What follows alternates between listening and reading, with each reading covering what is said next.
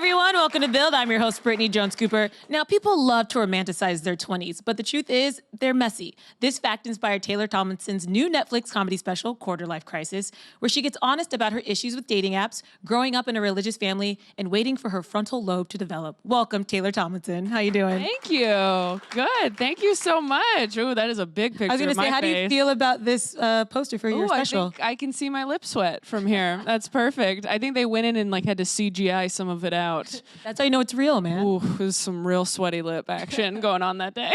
Well, there's a lot of pressure when you get an hour, so the sweat is warranted. Yes. How does it feel, though? I know it's a big deal as a comedian to get an hour-long special. Is it? I don't know. I'm kidding. It's a very big deal. And I'm insanely grateful to Netflix for giving me the chance to do it. We submitted the hour going look, I can definitely do half an hour. That was my thinking. I'm like, look, I'm headlining shows on the road. Let's just send them an hour so they'll like at least 50% of it. And they, for some reason, let me speak for a whole hour. I know. How much prep? Because I know you probably are workshopping jokes for months, years. How long did it take to get this hour together? Oh, gosh. I mean, it's my first hour special. So your first one is going to be the culmination of your career thus far. So in that way, it's 10 years, I guess. I don't know. But yeah, the oldest joke in the hour is probably 4 or 5 years old. And then the newest joke was weeks to a month before. It's just, you're tweaking it up until the very last second, which I've never done this before, obviously. So I did not see that coming. I thought I'd be totally locked in much sooner, but you're just always changing and messing around with details and lines and words and trying to get it perfect, because this is, as you said, a very big deal. How many takes did you do? We did 2 shows. 2 shows. Okay. Yeah. We did 2 shows. Shows are just a really long take with more lip sweat. And we did 2 shows at the Aladdin Theater in Portland. And I think we did 7 and 9, and both shows were great. And it's, I was so happy with the crowds that came out. I mean, just the best crowds I could have asked for. They were so awesome. Is there a reason you chose Portland? I think I was a little superstitious because I had that's where I had gotten the submission tape. So I had filmed a show that I did at Helium Comedy Club in Portland, and that's what I sent to Netflix to submit for the hour. And then also I wanted a theater that wasn't huge. I wanted somewhere that was around 500 seats. And surprisingly, there's not as many as you would think. And I wanted it in a cool comedy city. I wanted it somewhere that I hadn't over-toured in, because I know sometimes people have told me that, where they're if you've been there 4 times in the last 2 years, people who come out to watch you have probably seen a lot of your material. So Portland, I had only been to that one weekend, and I loved it, and the crowds were amazing. And so when we were looking at venues, this was one of my favorites, and I'm so glad it worked out. Yeah, I got to check out the special. I actually watched it 1.5 times. Really? So that's how good it was. Oh my gosh, thank you. So congrats on it. I mean, it's so fun, and I think taking this time in your life, your quarter-life crisis, is so relatable for so many people. So is that why you named it that? Just because it's so many people can relate to your 20s being kind of a mess? Yeah, surprisingly, when I started doing jokes about being in my 20s, I was surprised by how many people came up to me and were like, oh, I feel the exact same way. And these were people that, to me, looked like they were really having fun. These were hot chicks that came up to me just I hate it too. And I'm like, these years were made for you. Are you serious? If you're not enjoying it, what hope do I have? And it became more and more clear to me that nobody is really having that great a time, and everybody who's out of their 20s and their 30s, 40s, even 50s will come up to me and say I would not go back for anything in the world. You could not pay me. You told me that backstage. You're you could not pay me to go back to being 21. But you're right, they get romanticized as this free time, but that makes it even more there's even more pressure on you to enjoy it. Every 5 minutes in your 20s, you're just kind of should should I be having more fun? All the time. All the time. You're like, should I be wearing jewelry in a bathtub? Like, what did they do on girls? Is that what I should be doing? Like, you never feel like you're doing it right, no matter what you do. The reality is you've got youth on your side. Maybe your metabolism is on your side, but like Right. everything else is designed for older people, like Yeah. money and jobs and just buying things in general. Yeah, you know you're supposed to pay your taxes, but you're not sure exactly how it works. So you're kind of like, am I going to jail? Was that right? Okay. What has been the biggest learning moment for you in your 20s so far? Oh gosh, let me decide how honest to be. Let's go honest. I mean, I talked about it in the special. I called off an engagement last year, and that was a huge learning experience. Just as another example of, ooh, every couple years you think you've got it figured out, and then life goes, no, you don't.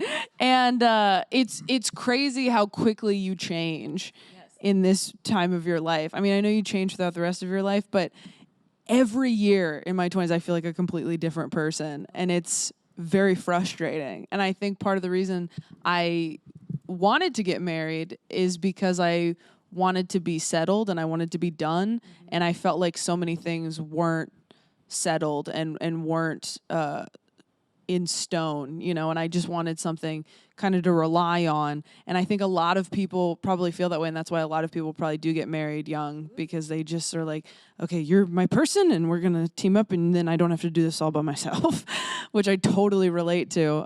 Which is attractive until you find out that your brain's not even fully developed, which your stand-up special taught me. Yeah. Will you please share this important factoid with people? I was like, this could really change how people approach relationships in their 20s. I mean, this is what I was told by a woman. It's in the special. There was a woman at one of my shows in Dallas who I just did that club again, and she came and she sat in the front row, and afterwards she was like, that was me.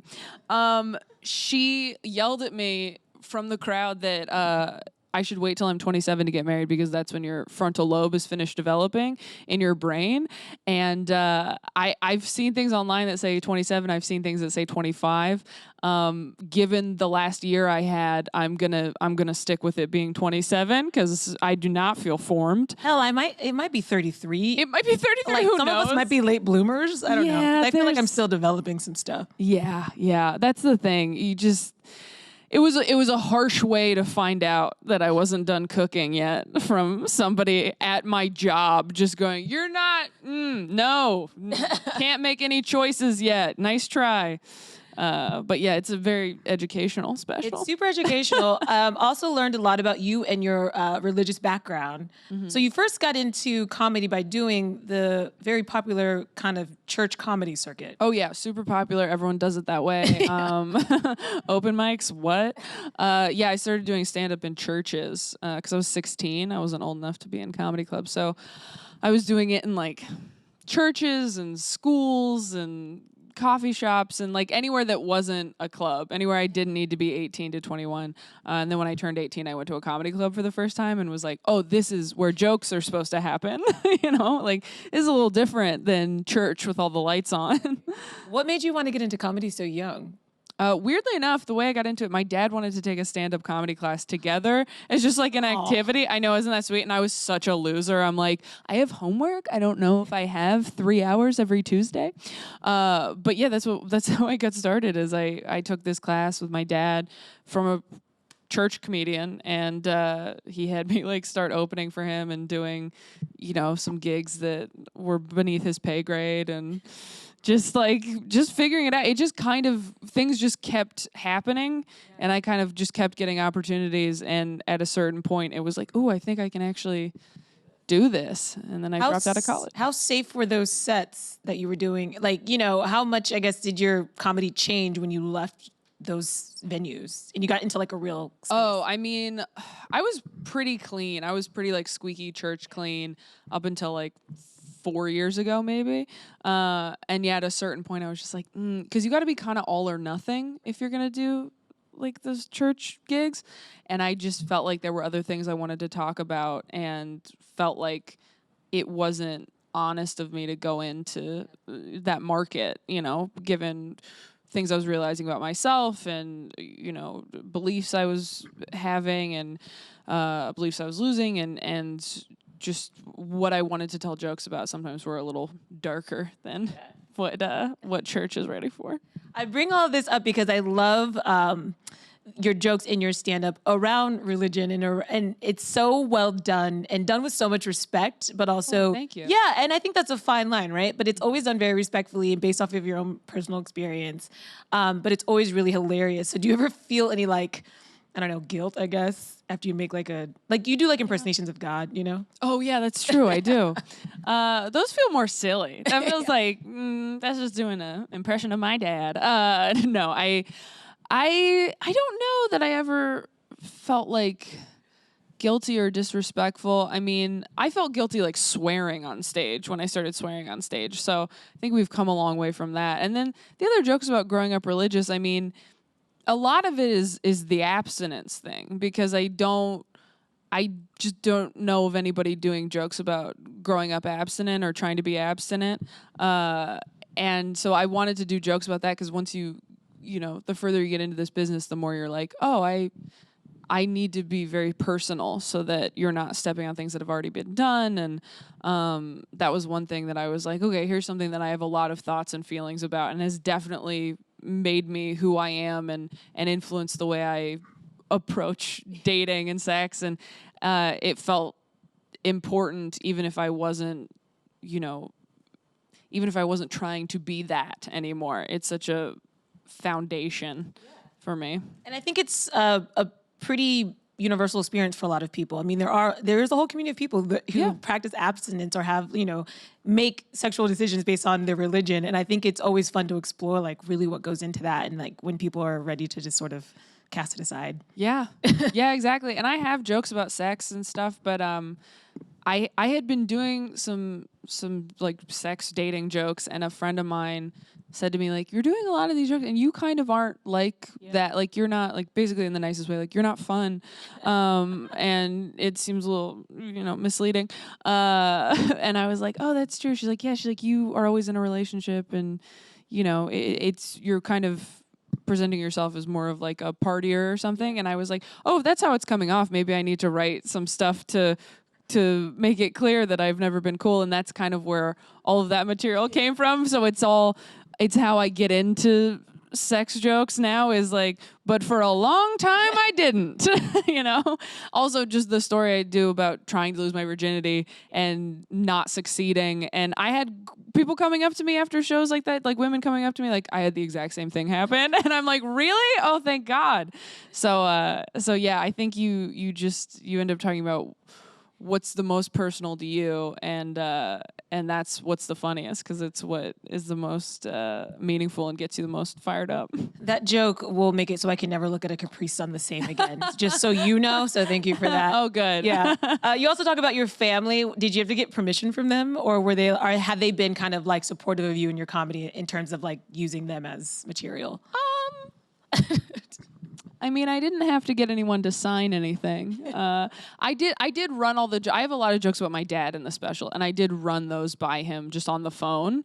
I mean, who knows? Maybe he'll see it and he'll be like, I don't like those anymore. But I did run it by him the week before I filmed the special, just because, I don't know, I felt like that was respectful. I had a joke about my grandma that I was doing in my hour before I taped it, and I ran it past her, and she laughed, and then a few days later texted me and was like, maybe not. And I was like, it's gone. I got rid of it. It's fine. Because I can write new jokes, and you cannot write new family. So, you got to pick which family members are important enough to veto things creatively. But yeah, I don't know. I think it depends. Obviously, once you break up with somebody, you're like, I can say whatever I want. But when you're in relationships too, I will run jokes by significant others and whatnot, because you try to have a good head on your shoulders about it, and go, would I love it if someone shared something that personal about me on stage? Maybe not. If it's something your parents said to you that affected you, that feels like that's mine to talk about. But if it was just a detail from their own life that I was making fun of, that doesn't seem fair to do without permission. Yeah. I always ask that question because I feel like my family would never let me And Right. I'm always like really proud of the families that can laugh at themselves a little bit and be like, yeah, these are kind of funny situations. Yeah, some people have some really cool parents who just watch them do their Tinder jokes and think it's great. And I'm like, I mean, power to you. My parents can watch me on the Tonight Show, and that's pretty much it. Like, that's as clean as. Did you see Maria Bamford's stand-up where the only audience were her parents? And I was like, So that good. is love. Oh there. my gosh, That it was is so much amazing. love. So we talked a little bit about your comedy background. You said you dropped out of college to pursue comedy. Yeah. So what was the grind like in between that and this? Because this is obviously this huge important moment, but I'm sure there were just years of grinding. Yeah, I mean, I went to like 3 years of college. I probably should have just finished. But I did this thing called NACA, which are these conferences where you can go perform and basically audition to perform at colleges. And so I booked like all these colleges. And so I had to like quit my job and drop out of school. And from the time I'm like right after I turned 21, I guess, I was just on the road all the time. And I mean, that was much harder than doing clubs now. I mean, because you're by yourself, you're in these tiny little towns, you're trying to get from one place to another in the snow. Like, I grew up in California, I did not know how to drive in the snow. So I think those first 2 years were probably the hardest, just trying to figure everything out. Because you figure out how to travel, and obviously renting a car was extremely expensive up until a few months ago or a year ago. And yeah, I mean, it's funny, you kind of just keep your eyes looking at your feet, like when you're working out and you're like, oh, this is taking so long, and then if you just stare at your feet running, it goes by faster somehow. Is that the trick? I never figured I think that it out. is. It is for me. I hope let's take a poll. Is that what it is? Just look at your feet? No, everyone's like, we haven't run. Look at your feet and 10 miles feels like 2. Is that yeah, the... I think it is for me. I feel like if you focus too much on making stuff like this happen, you'll get lost or discouraged. And if you're just trying to get better at comedy, I mean, that's whenever anybody asks me in LA, that's the question everyone asks you in LA. It's like, what are you doing? How is everything going? What's up with your stuff? And you're just like, I'm just trying to get good. I'm just trying to get good at stand-up, and everything else is sort of like icing. Yeah. You like being on the road? It depends. I like it when it's a great club in a great city where there are things to do and coffee shops to hit every day, and the hotel's nice, and I have, a friend of mine featuring for me. And then some weeks are really hard. Sometimes you're in a place that's very isolating and you don't have anyone with you, and the hotel's not walking distance from anything. So it really does vary, but it's gotten so much better, and I'm really fortunate to be playing the clubs I do now.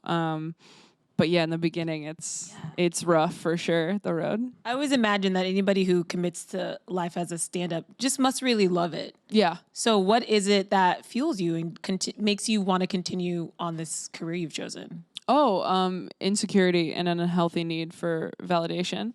Pretty typical. Pretty typical, yeah. I mean, that's like when people ask me, like, if they should do stand-up or if they should try it, I'm like, try it. But if you don't need to do it, you probably won't make it. Because the people who make it just have to, like, you're like, yeah, you couldn't do anything else, really.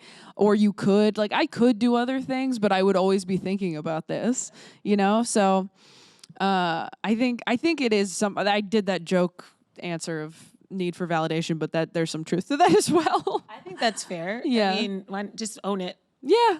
That's all we're all doing. All us performers are just like, look at me. Am I fill up every emotional hole I have? What were you studying in college? Communications. Well, you're doing that. Right? I mean, the same. I should get an honorary degree. Would you ever go back and do the last year? Do what? You said you had like one more year left. Oh, would I ever go back? I thought you meant the last year of my life. I was like, no. Would I ever go back and do the last year of college? When I quit, I don't even know if I quit, to be honest with you. I just kind of didn't go back. I didn't tell anybody. I don't know if you're supposed to. Does it matter? I'm asking people in the audience. I don't know if I was supposed to fill out paperwork or something, but I was like, I'm just not gonna go. And then after like 6 months, I was like, okay, maybe I can go back, but I'd have to like get all my paperwork and stuff, and I'm sure I have to call the office.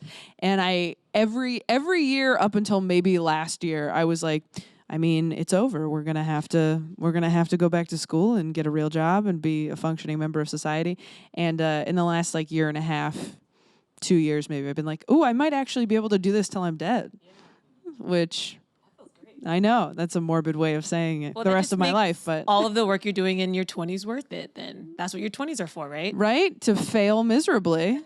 Or just until set you figure it up, out. Yeah, to set up your future. I'm trying to be optimistic. You are. I know. I'm sorry. trying so hard. I just keep knocking you down, and you're just doing such a good job of. It's because I'm not 25 anymore. That's what it is. Yeah, like I can have the clarity now that I have left that decade behind me. Yeah, hindsight's 20/20, and I'm still blind. Yeah, it's true. Yeah. You're in it. You'll see. I'm deep in it. Yeah, it's cool. We have a couple questions. Who's got the first one? Jonathan?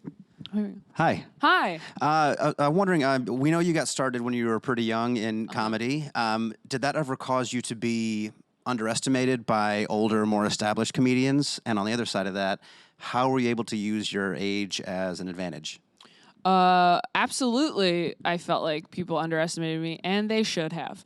I was a child. I never really took that personally when people were like underestimating me for my age, because I kind of get it, I guess, and I would maybe feel the same way. I did feel the same way. I still do, where I'm like, I can't believe anyone's letting me talk right now. But then also I think, yeah, your age does help because this business loves youth. And in some ways, it makes people overestimate you because they're like, you are amazing. And you're like, I think I'm just okay. And 20. And you're extra impressed because you're like a 20-year-old doing stand-up. A 20-year-old being able to do anything is sort of like a dog that can skateboard. Everyone's like, look, he's so good. It's like, no, he's just a dog. And we didn't think he could do that. No. Thank you for your question. Yeah. Hi. Who are your biggest influences in comedy? Who do you look up to in the past and today? Oh gosh, there's so many. I always say Brian Regan and Maria Bamford are my two. Yeah, those are probably my big two. Because Brian Regan we listened to like in the car with our whole family growing up, which a lot of people have that story about him. I got to open for him for a little bit, and he's just like the nicest person. Maria Bamford also I just think is like brilliant and so interesting and different, and talks about mental health issues in such a cool way. And I've loved her since I was a kid too. So those are the two I always say, because I could go on and on about people I think are amazing. But You said you opened for him? Mm-hmm. Have you had the chance to open for any other comedic icons or people that you really respect? I mean, we did a tour with Conan a year and a half, like a little over a year ago, and that was pretty amazing. That's another person you just grow up watching in awe of, and then you meet them and you're like, oh my gosh, you're just as funny and nice as you are on TV. That's insane. So yeah, I mean, you get to meet all kinds of people doing this, and it's always very surreal when you're on the same shows as some of these people you grew up watching, and you're like, how did I sneak in here? You're like, make it till you make it. Yeah, seriously. So we have the Netflix special coming out, but if people want to see you live, do you have any shows coming up? Yes, always on the road. Go to ttomcomedy.com, and all my live dates are there. ttomcomedy.com. Yep, TaylorTomlinson.com is taken by some car company that will not relinquish it. So check out her shows there, and you guys can check out QuarterLife Crisis. It's available on Netflix on March 3rd. Mm-hmm. So is that tomorrow? Mm-hmm. Oh, that's so exciting. It's midnight tonight. Yeah, guys, put your hands together for Taylor Tomlinson.